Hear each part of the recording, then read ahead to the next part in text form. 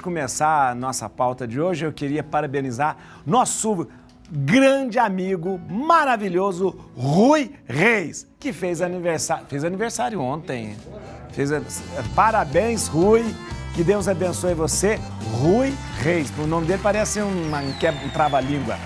Ele pode ser, como é o nome dele? Rui Reis só? Se ele chamasse... se ele chamasse Soares, S.R.R. Soares. Rui Reis. Rui, parabéns pra você. Deus abençoe muito você. Muito obrigado. O Rui, gente, ele trabalha com a gente, com VT, né? Ele que solta os VTs na hora certa. Sai tudo certinho. Por exemplo, roda agora o VT, ele vai jogar a vinheta, tudo ele que faz. Faz muito bem feito, bem melhor do que vocês aqui, viu? Tá bom? Vamos lá. A gente, o que ele vai fazer agora? Ele vai soltar um VT, não é? Do assunto que a gente vai conversar hoje. Não, olha que interessante. Olha lá. A gente vai falar sobre acne. Acne na fase adulta. Acne, peraí. A acne na fase adolescente é coisa normal, mas na acne na fase adulta. Agora, acompanha esse VT. Roda, Rui. Diariamente, dermatologistas se deparam com uma prova de que a acne não é mais um problema exclusivo dos adolescentes, pois adultos também podem desenvolver a condição. Quando a acne surge em pessoas com mais de 25 anos, é chamada de acne adulta.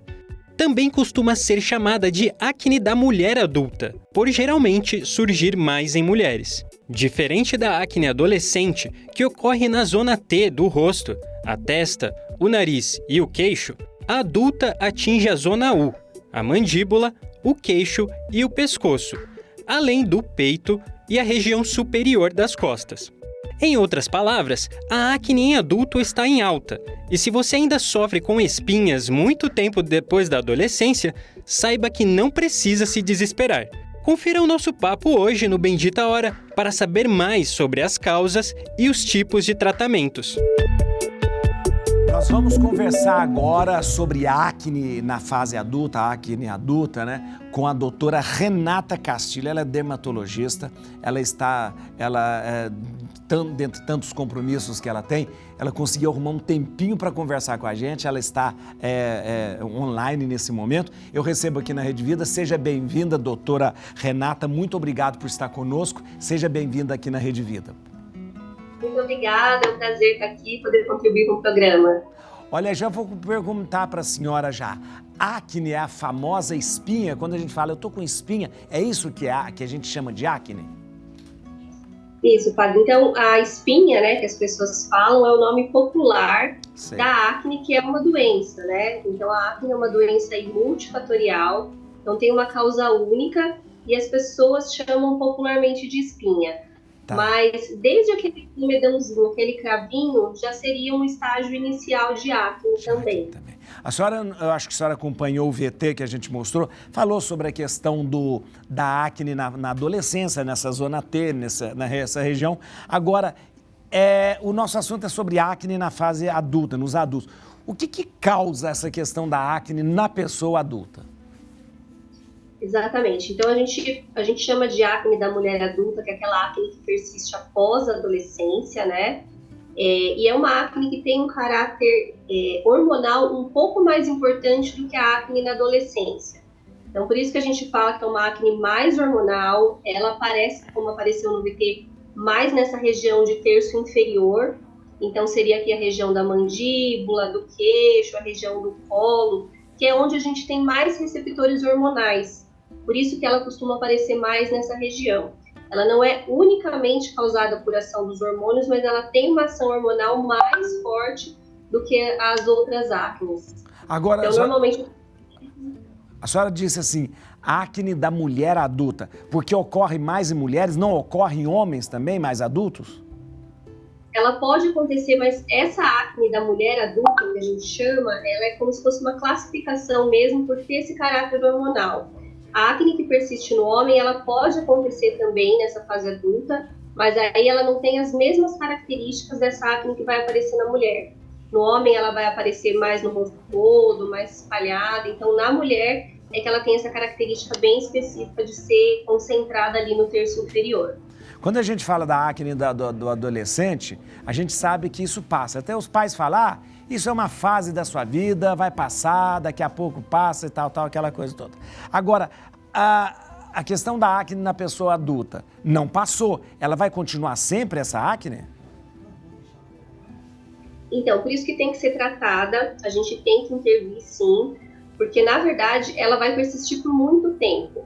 Normalmente pode ser que melhore ali na fase da menopausa, mas a gente não indica que se espere, né? Até porque é uma questão que incomoda muito, pode gerar inflamação, pode ser uma acne que chega num estágio mais avançado, e isso incomoda bastante. Então ela até pode melhorar, mas costuma demorar bastante.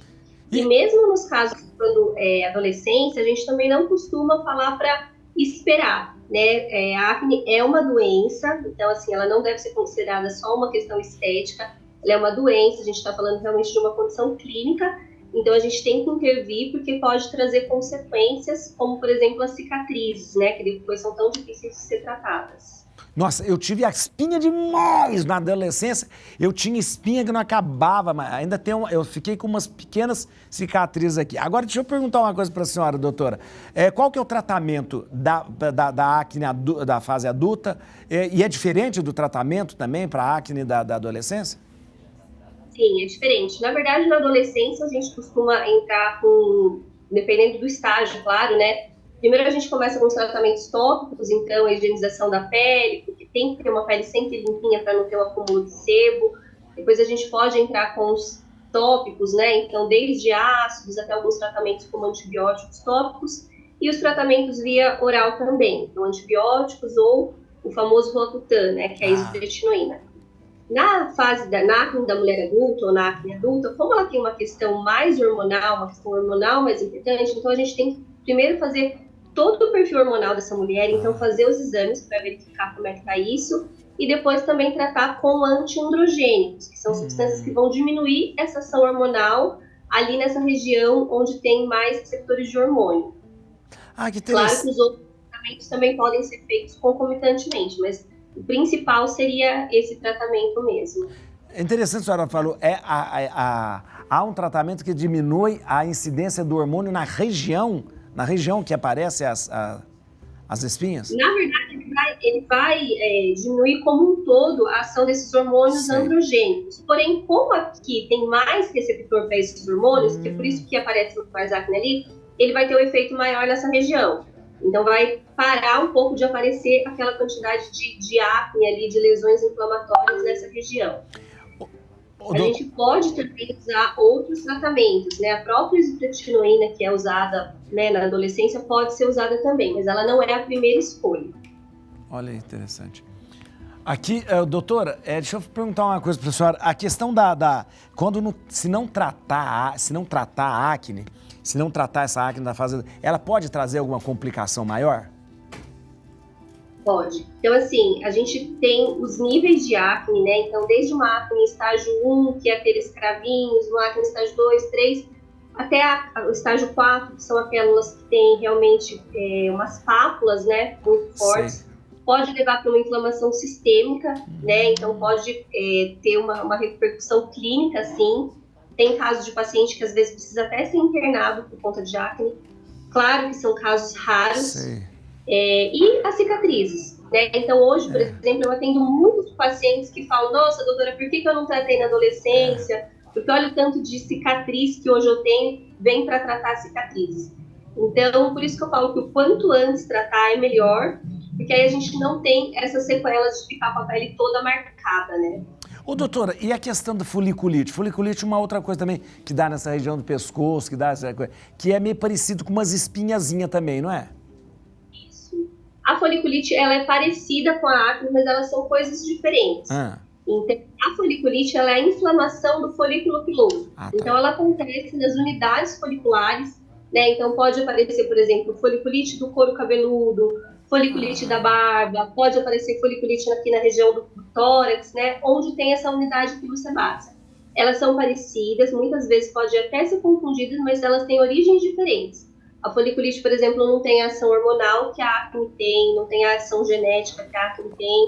Então, a gente também trata de formas diferentes. Ô, doutora, e a questão dos hábitos para que a gente pudesse prevenir, não sei se há como a gente prevenir, ou seja, alguma coisa que seja preventiva para que não apareça e não haja esse aparecimento dessa acne na fase adulta. Existe? Ou seja, a alimentação influi, né? O pessoal fala, come muito chocolate, come muita coisa oleosa. Tem a ver alguma coisa com isso? Sim, tem relação, sim. A alimentação tem uma influência direta no aparecimento de acne, na saúde da pele como um todo. A questão do chocolate é muito particular, né? O chocolate, na verdade, ele não tem uma relação direta com o aparecimento de acne. Mas toda alimentação que tem um alto índice glicêmico, então que tem muita quantidade de açúcar, ela pode sim deixar o organismo como um todo mais inflamado, e isso contribui para a piora do quadro de acne. Então, a alimentação sozinha não traz acne, porque, como eu já disse, a acne é multifatorial. Se você tem uma alimentação realmente com índice glicêmico muito alto mesmo, com muito leite, né? Então, pode gerar uma inflamação no organismo e acabar piorando, sim, os quadros de acne. Última pergunta, aí eu já libero a senhora, desculpa abusar tanto, senhora. É o seguinte, a questão de uma pessoa que passou na adolescência com muitas marcas de acne e tal, traz na fase adulta uma cicatriz, como a senhora disse. É possível atenuar essas marcas com tratamento, algum tipo de tratamento, atenuar essas marcas dessas cicatrizes, doutora? Sim, a gente consegue hoje, graças a Deus, aí a gente tem muitos recursos para conseguir melhorar essas cicatrizes que ficaram, né? Então, normalmente eu avalio o tipo de cicatriz que ficou, se é uma cicatriz que foi mais a questão de manchas na pele ou se realmente tem aquelas depressões. Então, a gente consegue associar bioestimuladores de colágeno para fazer ali uma rede, né, uma malha embaixo da pele, deixando a pele com mais densidade. Aí a pele fica mais esticadinha e disfarça. O agulhamento também, seja com o aparelho ou o agulhamento com o roller, também consegue deixar o relevo um pouco mais liso. E aí, se também ficaram manchas, dependendo, né, de como tá, a gente também consegue associar o laser e os próprios ácidos que a gente prescreve para o paciente usar em casa, que também já melhora bastante a característica dessa pele. Muito bom, porque tem gente que às vezes fica tão triste, minha pele está marcada, então tem jeito. Eu queria agradecer muito, obrigado, doutora Renata Castilho. Atenção, se você quiser saber mais sobre acne, até mesmo corrigir alguma cicatriz, você vai seguir agora no Instagram da doutora Renata Castilho, @doutorarenata.castilho. Atenção, DRA Renata.castilho, tá bom? @DRA Renata.castilho, ou então você pode ligar agora, marcar uma consulta, tá com acne, tá aí com cicatriz, quero fazer as coisas, deixar a pele lisinha, 0 operadora 11 3341 8441, 3341 8441. Muito obrigado, doutora Renata Castilho. Estou à disposição quando precisar. Muito bom, muito bom.